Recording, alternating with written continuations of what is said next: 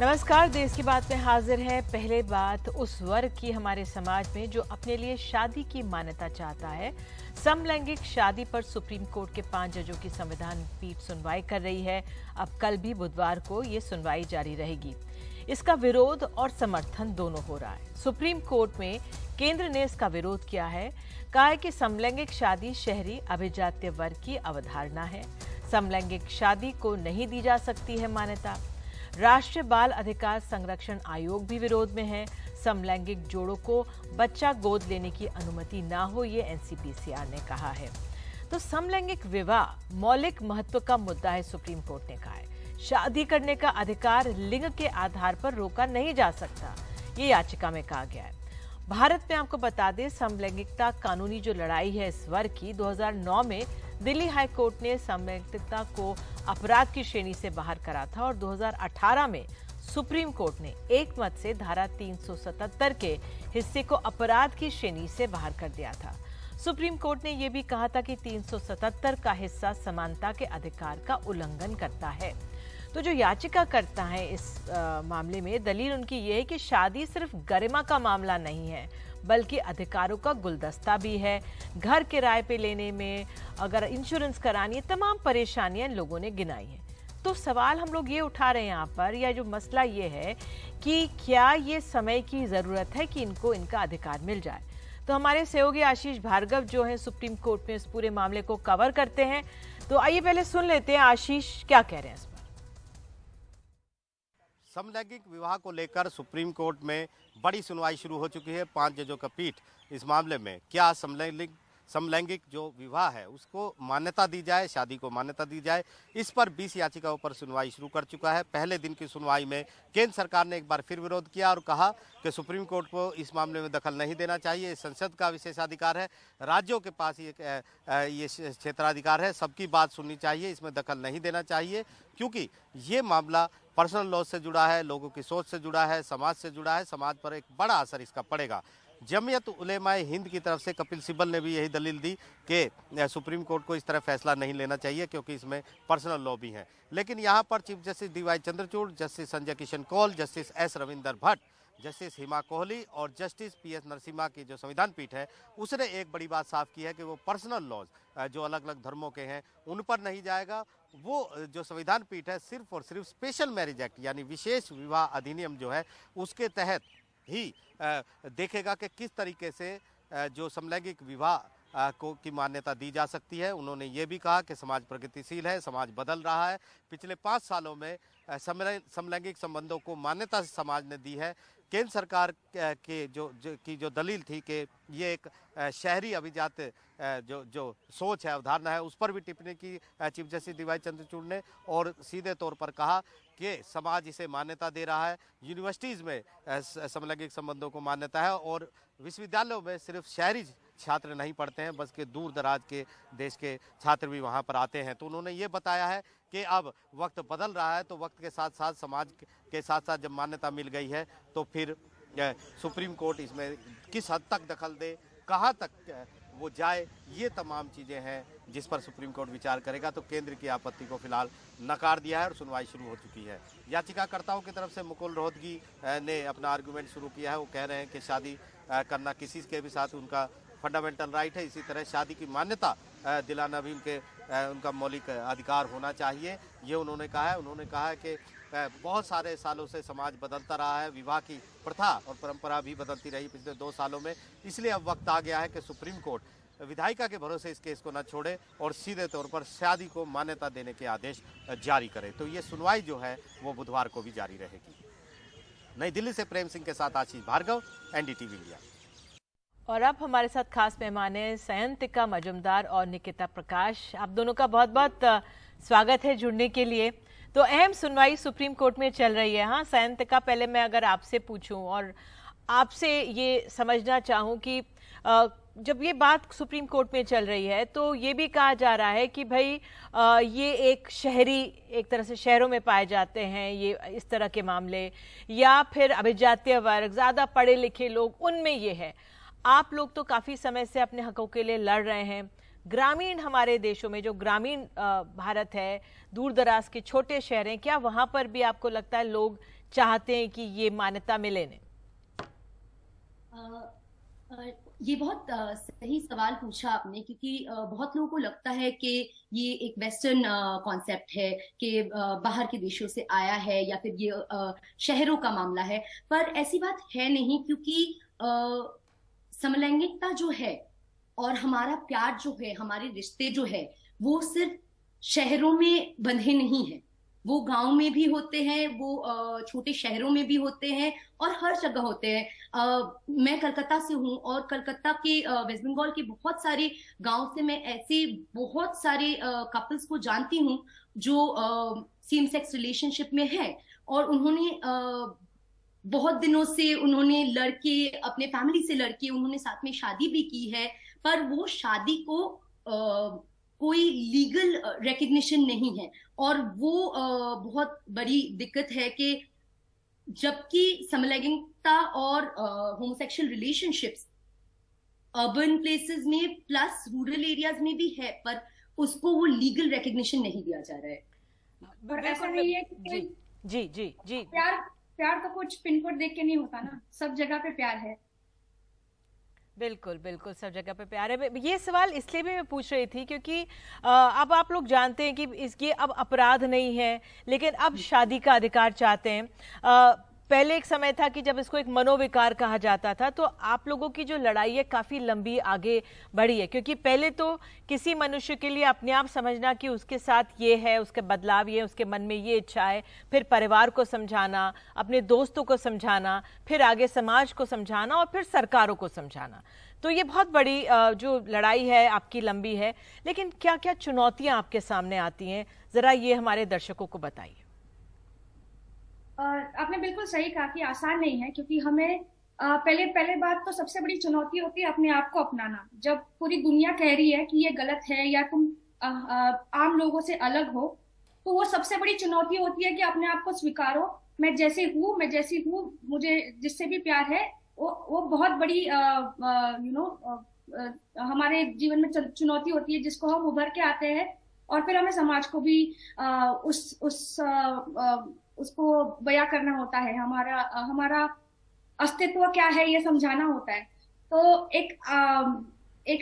कोई भी heterosexual couple के हिसाब से हमें बहुत सारे लोगों को काफी चीजें जिन्होंने ये देखा नहीं है, उनको लगता है ये कुछ नया है, कुछ अद्भुत है, बट ये एक बिल्कुल ही नेचुरल है और हमें भी हमारा प्यार किसी से अलग नहीं है।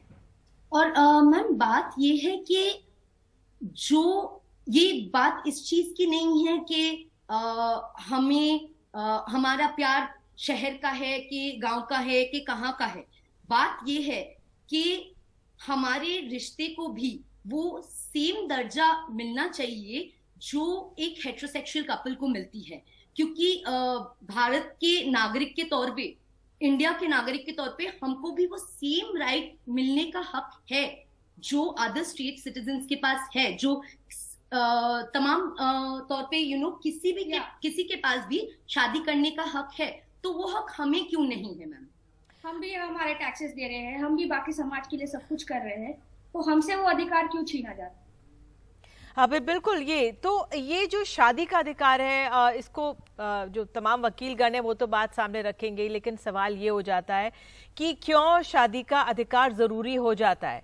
शायद आपको अपने पासपोर्ट में भी ज़रूरत पड़ती होगी, या जो आप लोग इंश्योरेंस कराएंगे उसमें नॉमिनेशन में मुश्किल आती होगी, तमाम मुश्किलें होती होंगी।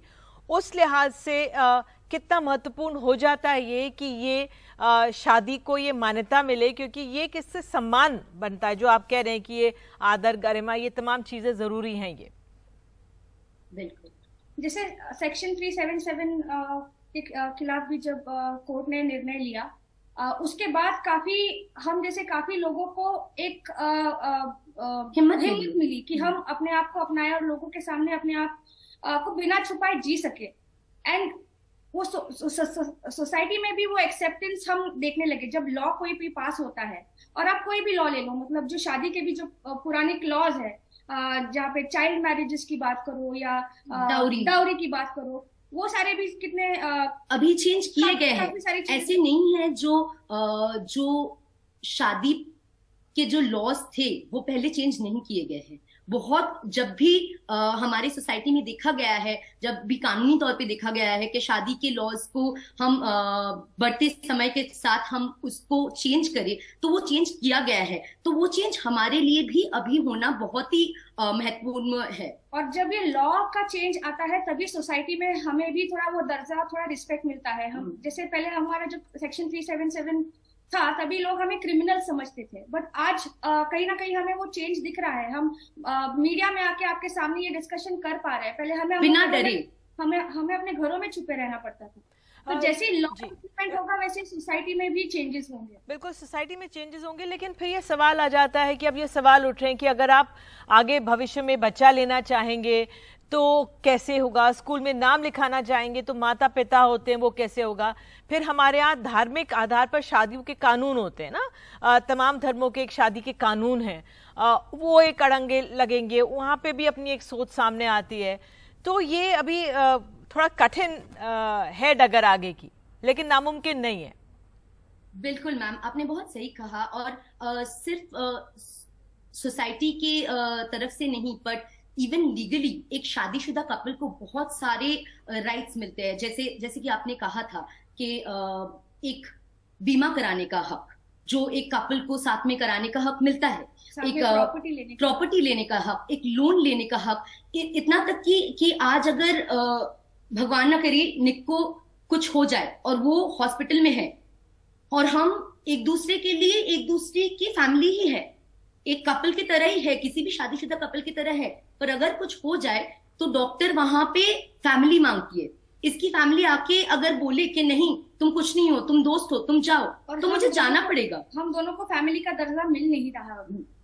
और कोई भी बदलाव जब आता है तो ऐसे नहीं कि लोग इमीडिएटली अपना लेते हैं उसे, कोई भी बदलाव आने के लिए समय लगता है और हमें ये पता है। तो हम जिस बोल रहे हैं कि हमारी भी बात समझो। हम क्यों चाह रहे हैं कि हमें भी वो अधिकार मिले और लोगों की तरह। और कोई भी नया लॉ इम्प्लीमेंट होता है या कोई भी समाज में नया डिसीजन होता है, आप मोनेटाइजेशन की बात कर लो। अब किसी ने सोचा नहीं होगा कि इमीडिएटली रातों रात मोनेटाइजेशन का भी एक आ जाएगा लॉ, करेक्ट, बट लोगों ने उसे अपनाया। लोग ठीक है, आज सब अपने आराम से रह रहे हैं, तो कोई भी नया चेंज आएगा उसे अपनाने में समय तो लगेगा ही जरूर। और मैम अगर बच्चे की बात करें तो एक बच्चा वो चाहता है उसके पेरेंट्स एक दूसरे से प्यार करे, उससे प्यार करे और बहुत प्यार से अपने बच्चे को अपनाए। वो माता पिता हो या दो माएं हो या दो पापाज हो, उससे फर्क नहीं पड़ता मैम। बहुत सारे ऐसे लोग भी हैं जो सिंगल पेरेंट्स हैं।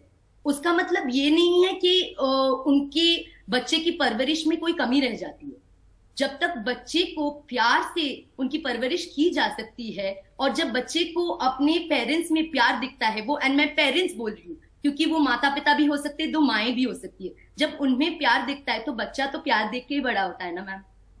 बिल्कुल, आप दोनों ने अपनी बात बहुत खूबी बेहतरीन तरीके से सामने रखी है। बहुत बहुत धन्यवाद निक और सैंतरा जुड़ने के लिए और अपनी बात सामने रखने के लिए। बहरहाल सुप्रीम कोर्ट में भी इस मामले की सुनवाई चल रही है, अब देखना होगा आगे क्या होता है इस मामले में। बहरहाल आइए आगे बढ़ते हैं और देश की बात में हम उत्तर प्रदेश से जुड़ी हुई जानकारी खबर आपको दे दें।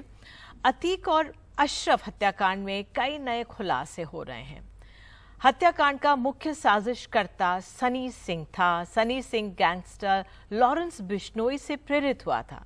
वहीं दूसरी तरफ उत्तर प्रदेश के मुख्यमंत्री ने यूपी की कानून व्यवस्था को लेकर अपनी चुप्पी भी तोड़ी है। एक रिपोर्ट।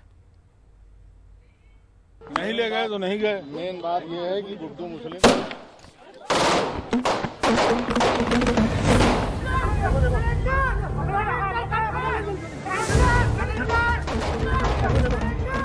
अतीक और अशरफ की पुलिस हिरासत में हुई हत्या के बाद यूपी में कानून व्यवस्था पर उठ रहे सवालों पर मुख्यमंत्री योगी आदित्यनाथ ने अपनी चुप्पी तोड़ी और ये निवेश के लिए और उद्यम स्थापित। मुख्यमंत्री ने फिर से एक बार 2017 के पहले की सपा सरकार को कोसा और कानून व्यवस्था पर अपनी पीठ थपथपाई। अब कोई पेशेवर अपराधी और माफिया किसी उद्यमी को फोन से डरा धमका नहीं सकता है, कोई नहीं डरा धमका सकता है।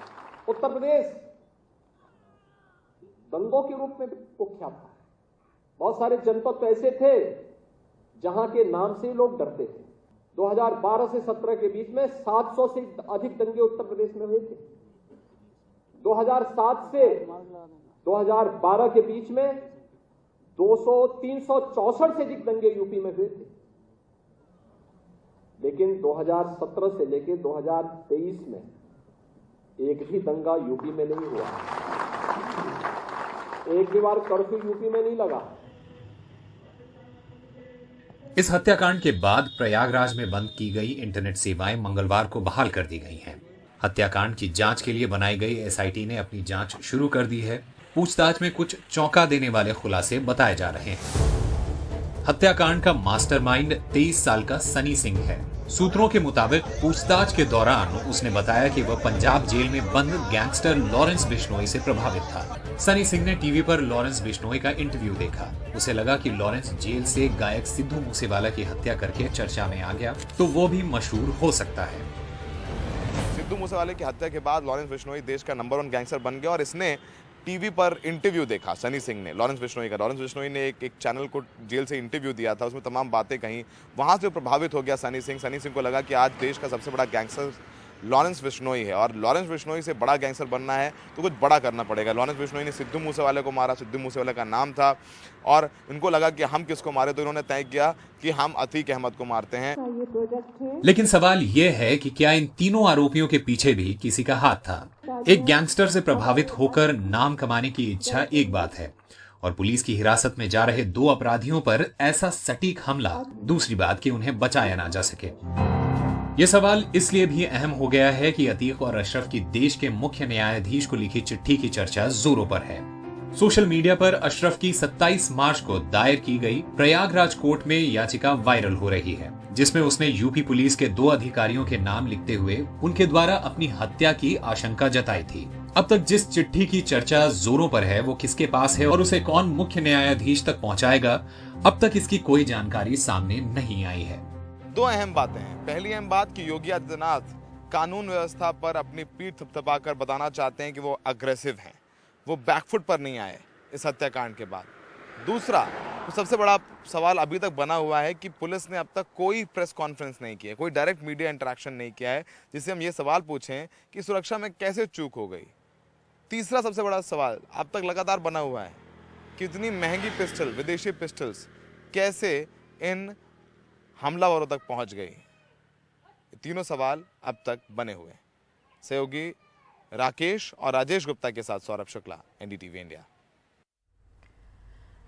पहली बार गैंगस्टर लॉरेंस बिश्नोई को किसी आतंकी गतिविधि से जुड़े मामले में गिरफ्तार कर 7 दिन की रिमांड पर लिया गया है। दरअसल एनआईए देश से बाहर बैठे आतंकियों और गैंगस्टर्स के गठजोड़ की जांच कर रही है और इस सिलसिले में एनआईए ने बीते साल यूएपीए के तहत केस दर्ज किए थे।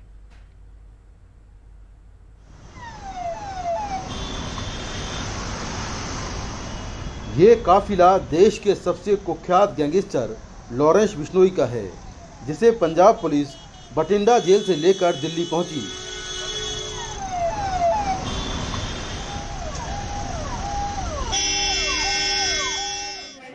एनआईए ने उसे आतंकी गतिविधि से जुड़े मामले में पटियाला हाउस कोर्ट की विशेष एनआईए कोर्ट में पेश किया। एनआईए ने कोर्ट में लॉरेंस की 7 दिन की रिमांड मांगी, जो मिल गई। RC 37 जो उससे पहले की एफआईआर थी, उसके अंदर मेरे क्लाइंट का कहीं पे कोई नाम नहीं था। उसको फॉल्सली इम्प्लीकेट करते हुए जो एनआईए है उन्होंने ये बोला कि एक दीपक रंगा नाम का आदमी है जो एक्यूज हमने जनवरी में गिरफ्तार किया, उसने अपने डिस्क्लोजर स्टेटमेंट में नाम लिया है लॉरेंस बिश्नोई का, तो हमें इसकी पुलिस कस्टडी चाहिए। उसके ब्याह पे उन्होंने एक एप्लीकेशन लगाई जिसमें 7 दिन का पुलिस रिमांड मांगा। तो हमने कोर्ट के सामने बोला कि डिस्क्लोजर स्टेटमेंट में अगर इन्होंने अरेस्ट करना है तो इनके पास कोई एविडेंस होना चाहिए। ऑलरेडी 39 जो RC है जिसके अंदर में ऑलरेडी चार्जशीट दाखिल हो चुकी है, उसमें ये फैक्ट पहले क्यों नहीं निकल के आया। तो कोर्ट ने उनको सख्ती से कहा है सामने एक्शन देते हुए कि आपको ये 7 दिन का पुलिस रिमांड दिया जा रहा है, लेकिन आपको लॉरेंस बिश्नोई के खिलाफ कोई ना कोई एविडेंस प्रोड्यूस करना पड़ेगा कोर्ट में। ये केस एनआईए ने बीते साल 20 अगस्त को विदेश में बैठे 7 खालिस्तानी आतंकियों और अन्य के खिलाफ दर्ज किया था।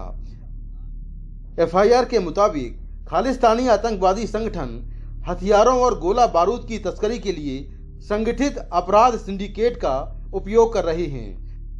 देश के खिलाफ युद्ध छेड़ने के लिए Babbar Khalsa international, Khalistan liberation force जैसे प्रतिबंधित समूहों ने गुर्गों का एक नेटवर्क बनाया है जो देश के खिलाफ विद्रोह के लिए लोगों को भड़का रहे हैं और आतंकी घटनाओं को अंजाम दे रहे हैं, टारगेट किलिंग करवा रहे हैं। एनआईए ने इसी साल 25 जनवरी को झज्जर के रहने वाले दीपक रंगा को मोहाली के इंटेलिजेंस मुख्यालय में आरपीजी अटैक के मामले में गिरफ्तार किया था।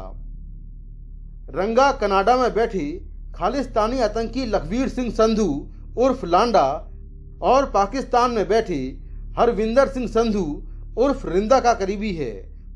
उसने पूछताछ में बताया कि उसने आरपीजी अटैक लॉरेंस बिश्नोई के कहने पर किया था।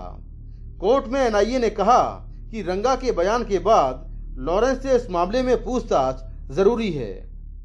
केस में यही एलिगेशंस है कि जो खालिस्तान फोर्स के आदमी हैं, जो खालिस्तान के लिए काम करते हैं, जो पाकिस्तान में बेचते हैं, जैसे रिंदा हो गया और इसके अलावा और लोग हो गए, उनके साथ में इनका नेक्सस दिखाया जा रहा है और ये दिखाया जा रहा है कि ये टेरर फंडिंग का काम करते हैं और देश के अंदर में जो है इलीगल एक्टिविटीज को पनपाते हैं सारे से। कोर्ट ने हिदायत दी कि 7 दिन बाद एनआईए को लॉरेंस के खिलाफ सबूत पेश करना होगा। किसी आतंकी गतिविधि के मामले में देश का top most gangster Lawrence Bishnoi पहली बार एनआईए रिमांड पर है, लेकिन गैंगस्टरों और आतंकियों का गठजोड़ साबित करना इतना आसान नहीं। अब देखना होगा कि 7 दिन बाद एनआईए कोर्ट में क्या कुछ सबूत रख पाती है। नई दिल्ली से कैमरामैन सचिन गुप्ता के साथ मैं Mukesh Singh Sengar, NDTV India.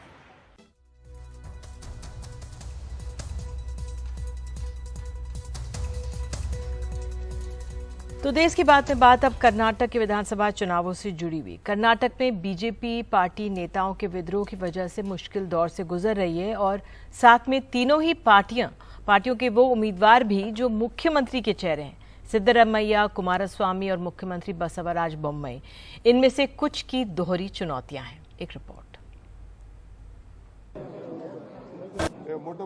Congress party से मुख्यमंत्री पद के 2 दावेदार सामने दिख रहे हैं, डीके शिव कुमार और सिद्धरामैया। जेडीएस के कुमारस्वामी और बीजेपी पहली बार किसी स्थानीय कद्दावर नेता के नाम पर नहीं बल्कि प्रधानमंत्री नरेंद्र मोदी के नाम पर चुनाव लड़ रही है।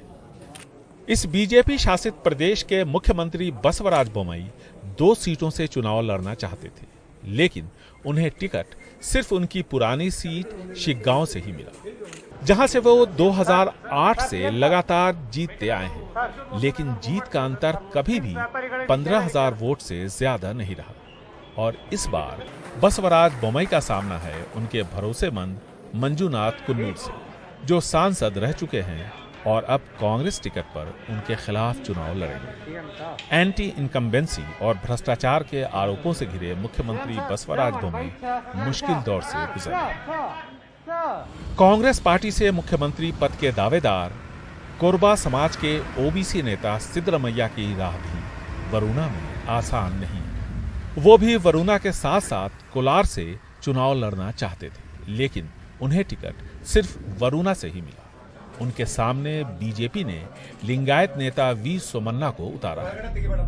वरुणा में लिंगायत मतदाता 52,000 के आसपास है। 47,000 अनुसूचित जाति के हैं, 30,000 अनुसूचित जनजाति के, 35,000 कुर्बा, मुसलमान 9,000 और वक्कलिगा 21,000 है।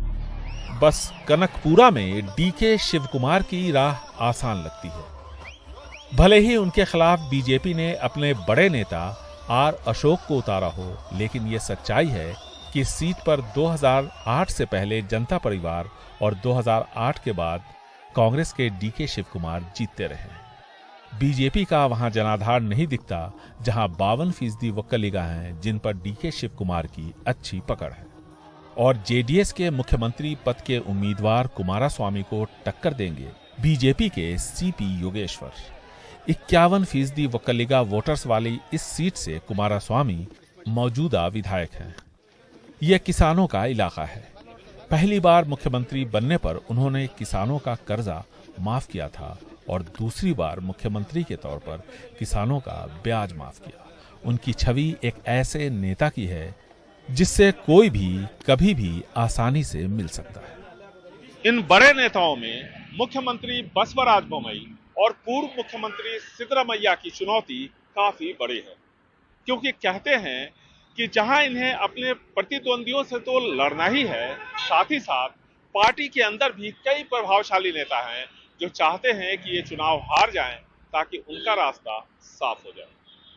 बेंगलुरु से कैमरामैन कुमार के साथ निहाल किदवई, एनडीटीवी इंडिया।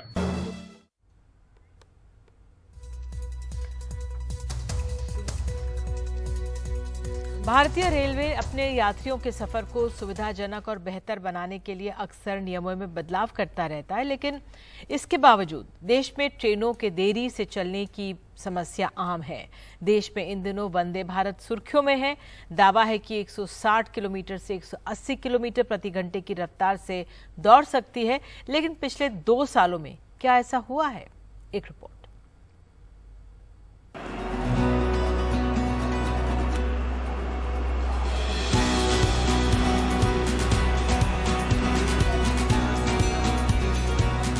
ये देश की सबसे तेजी से दौड़ने वाली ट्रेन है। दावा है मौजूदा वक्त में भी 160 किलोमीटर प्रति घंटे की रफ्तार से दौड़ सकती है।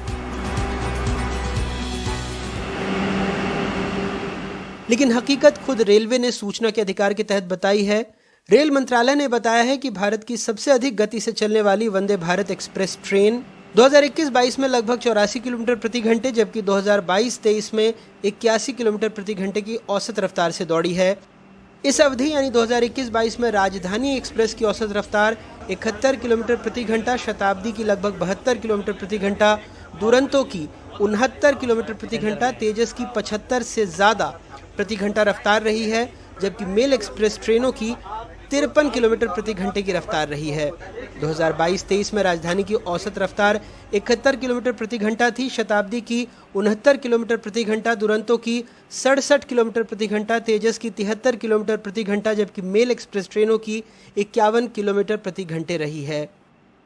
देश में चलाई जा रही वंदे भारत जो कि सेमी हाई स्पीड ट्रेन है, इसकी स्पीड को लेकर के मीडिया में कई बातें होती रही है। कुछ मीडिया रिपोर्टों में कहा जाता है कि 130 किलोमीटर प्रति घंटा से दौड़ती है, कुछ में कहा जाता है कि 160 किलोमीटर प्रति घंटा तक दौड़ सकती है। तो एक मन में जानने की उत्सुकता हुई कि वंदे भारत सहित राजधानी, शताब्दी, दुरंतो, तेजस, मेल एक्सप्रेस एवं पैसेंजर ट्रेनों की एवरेज स्पीड क्या है। यही नहीं, रेल मंत्रालय ने बताया है कि साल 2022-23 में कुल 2,74,587 ट्रेनें लेट हुई, जिसमें लगभग 4,46,206 घंटे का समय बर्बाद हुआ। इसे हर दिन के हिसाब से देखें तो इन ट्रेनों के लेट होने से 18,551 दिनों का समय खराब हुआ। इस तरह रेलवे ने लेट लतीफ़ी के चलते पूरे 1 साल में 50 साल से ज़्यादा का समय गंवा दिया। इस मामले में रेलवे ने आधिकारिक तौर पर तो कुछ नहीं कहा, लेकिन दिल्ली में हमारे एक वरिष्ठ साथी से बात करते हुए रेलवे के एक अधिकारी ने कहा कि परिवहन का कोई भी साधन अपनी पूरी यात्रा में अधिकतम गति बनाकर नहीं रख सकता। ट्रैफिक, कोन और भी कई सारी वजहें होती हैं, और ये भी कभी दावा नहीं किया गया था कि अपने पूरे सफ़र में वंदे भारत 160 किलोमीटर प्रति घंटे की रफ्तार से ही दौड़ेगी। नई दिल्ली में अपने सहयोगी राजीव रंजन और भोपाल से कैमरा पर्सन रिजवान खान के साथ अनुराग द्वारी, एनडीटीवी इंडिया। बिहार सरकार अब जहरीली शराब पीने से हुई मौतों पर 4 लाख का आर्थिक सहायता देगी। इसकी घोषणा मुख्यमंत्री नीतीश कुमार ने की है, लेकिन विपक्षी बीजेपी ने अब मांग की है राज्य सरकार गिरफ्तारी के बाद सजा दिलाने में फिसड्डी साबित क्यों हुई। कौन शराब था?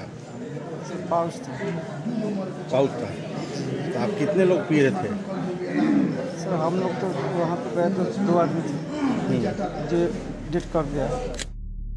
मोतिहारी सदर अस्पताल में भर्ती इन लोगों ने स्वीकार किया कि जो शराब पी थी उसके बाद उनकी परेशानी जैसे पेट दर्द, आंखों की रोशनी में कमी जैसी दिक्कतें शुरू हुई और 20 से अधिक लोगों की मौत हुई। अधिकारियों का कहना है कि इस सिलसिले में 27 लोगों की गिरफ्तारी हुई है और 1 दर्जन से अधिक पुलिस वालों पर कार्रवाई हुई है। कर्तव्य में लापरवाही के लिए भी जो है हम लोगों ने जो है कार्रवाई की है, जिसमें ALTF anti liquor task force सदर और अरेराज इनके प्रभारी को निलंबित किया गया है और स्थानीय 9 चौकीदारों को निलंबित किया गया है। इसके अतिरिक्त लापरवाही बरतने वाले 5 थानाध्यक्ष, जिसमें तुरकौलिया, रघुनाथपुर ओपी, सुगौली, पहाड़पुर और हरिपुर, इनको निलंबित किया गया है। वहीं मुख्यमंत्री नीतीश कुमार ने माना कि चूक हुई, लेकिन उन्होंने सहयोगियों और विपक्ष के मांग के बाद 2016 से अब तक जहरीली शराब से हुई मौत के बाद प्रभावित परिवार के लोगों को 4 लाख की आर्थिक सहायता की घोषणा की। परिवार भी अपना बता दे और वो कह दे कि साहब हम लोग शराबबंदी के पक्ष में हैं और जहरीला शराब पिए हैं, ये दुख की बात है और हम लोग भी प्रेरित लोगों को करेंगे कि मत पियो। ये कहते हुए वो अपना भेज देगा कि हम लोगों को तकलीफ है, तो हम लोग बिल्कुल सरकार की तरफ से उसके परिवार को हम सोच लिए हैं कि हम 4 लाख रुपया उसको हम मदद कर देंगे, सीएम रिलीफ फंड से हम कर देंगे मदद। वहीं विपक्षी बीजेपी का कहना है कि शराबबंदी के बाद 30 से अधिक घटनाओं में, जिसमें 200 से अधिक लोगों की मौत आधिकारिक रूप से हुई है, उसमें एक भी दोषी को सजा दिलाने में राज्य सरकार को सफलता हाथ नहीं लगी है। जो पी कर गए जेल, उसमें तो बहुत लोगों को सजा हुई, लेकिन जो तस्करी करने वाले हैं, जो जहरीली शराब बेचने वाले हैं, उसमें केवल एक गोपालगंज की खजरबुन्नी में जो पहली घटना घटी थी, जिसमें 19 लोगों को सरकार ने मुआवजा भी दिया, उस मामले को छोड़कर एक भी मामले में आज तक किसी को सजा नहीं हुई। आधे से ज्यादा मामले में चार्जशीट फाइल नहीं हुआ, आधे से ज्यादा मामले में ट्रायल शुरू नहीं हुआ, सजा तो मिलना दूर की बात है। लेकिन राज्य सरकार का दावा है 2016 अप्रैल से जब शराबबंदी लागू हुआ अब तक 6,05,000 से अधिक मामले दर्ज हुए, जिसमें 8,35,000 लोग गिरफ्तार हुए और 2,28,000 लोगों को अब तक विभिन्न कोर्टों से दोषी पाया गया है। अगर कहीं भी खुदा न खास्ते इस तरह की बात होती है तो पोस्टमार्टम अनिवार्य होगा, उसके बगैर मुआवजा नहीं होगा। लेकिन ये 23 के पहले अगर इस तरह की बात होती है तो जैसा कि हमने कहा कि पोस्टमार्टम नहीं भी हुआ हो तो वो लोग पिटीशन डिस्ट्रिक्ट मजिस्ट्रेट को देंगे और विधिवत जांच के बाद जब जिला प्रशासन आश्वस्त बोलेगा कि उनकी बातों में सच्चाई है और कुछ साक्ष्य मिले हैं तो उसके आधार पर वो विभाग को अपना प्रतिवेदन समर्पित करें। बिहार में शराबबंदी पूरी तरीके से विफल है, यह एक निर्विवाद सत्य है और इसके पीछे 2 ही कारण हैं। एक, मुख्यमंत्री नीतीश कुमार की अपनी व्यक्तिगत जिद और दूसरा अपराधियों और पुलिस वालों का गठजोड़, जिसने एक ऐसा समानांतर आर्थिक व्यवस्था कायम किया है जिसे खत्म करना और तोड़ना अब सबके लिए काफी मुश्किल है। मोतिहारी से पंकज और पटना से कैमरामैन हबीब अली के साथ मनीष कुमार, एनडीटीवी इंडिया के लिए। और बात अब मुंबई की करते हैं। देश की बात में देश का पहला एप्पल स्टोर मुंबई के बांदा कुर्ला कॉम्प्लेक्स में खुल गया है। इस मौके पर कंपनी के सीईओ टिम कुक भी मौजूद रहे, प्रशंसक भी थे और अब अगला स्टोर दिल्ली में खुलने जा रहा है।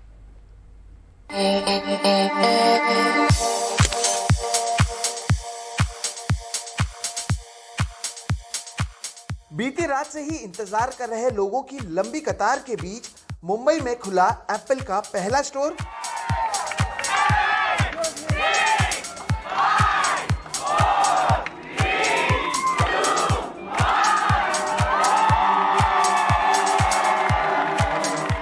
सीईओ टिम कुक ने देश के पहले एप्पल स्टोर की शुरुआत की।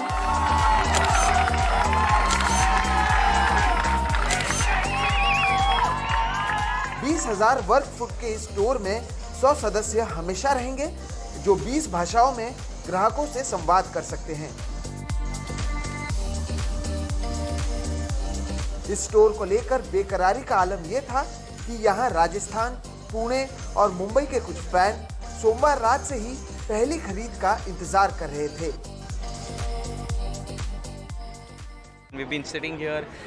हम तीनों लोग कल देर रात से यहाँ पर बैठे हैं और तीनों ही पहली बार मिले हैं। हम तीनों एप्पल और उसके प्रोडक्ट्स के बारे में बात कर रहे हैं और हम बहुत बड़े फैन हैं। मुंबई के गोरेगांव में रहने वाले साजिद मोइनुद्दीन सुबह 6 बजे से एप्पल स्टोर के बाहर मौजूद रहे। वो अपने साथ एप्पल का 1984 का मैकिंटोश कंप्यूटर लेकर आए, जिसे उन्होंने एप्पल सीईओ टिम कुक को भी दिखाया। उनका कहना है कि एप्पल से उनका रिश्ता करीब 40 बरस पुराना है। और 1984 से मैंने मेरा डिज़ाइन करियर शुरुआत की थी, तब से मैं ये यूज़ कर रहा हूँ। ये मेरा फर्स्ट मैक ऐसी है जो मैंने लिया था, इसी से मैं डिज़ाइन चालू किया हूँ और अभी मैं डिजिटल डिज़ाइनर बन गया हूँ। So obviously technology has improved. और ये शॉप का मेरे को खास एक्साइटमेंट है कि इतना बड़ा एप्पल का स्टोर मुंबई में खुल रहा है। हम काफ़ी सालों से वेट कर रहे थे कि एप्पल का स्टोर इंडिया में कब आएगा। आज वो मोमेंट आ गया है finally. Will go inside and experience the store now. इस एप्पल स्टोर को लोकल लुक देने की कोशिश की गई है। साथ ही सौर ऊर्जा के इस्तेमाल का पूरा इंतजाम है ताकि बिजली की खपत कम हो। बीते एक साल में एप्पल उत्पादनों की बिक्री भारत में 50% बढ़ी है। अब एप्पल के अपने स्टोर इसे शायद और मजबूत करेंगे। मुंबई में एप्पल का पहला स्टोर खोलने के बाद अब लोग बांद्रा कुर्ला कॉम्प्लेक्स आकर इस स्टोर में न केवल जो एप्पल के प्रोडक्ट्स हैं उसका अनुभव कर सकते हैं, बल्कि खरीदारी भी कर सकते हैं। ये स्टोर खोलना एप्पल द्वारा एक बड़ा कदम है और इसके जरिए एप्पल भारतीय बाजार में अपने जो ऑफलाइन प्रेजेंस है और उनके जो प्रतिद्वंदी है उनसे सीधा टक्कर कर सकते हैं। मुंबई से कैमरा पर्सन राजेंद्र दयालकर के साथ सोहित मिश्रा, एनडीटीवी इंडिया।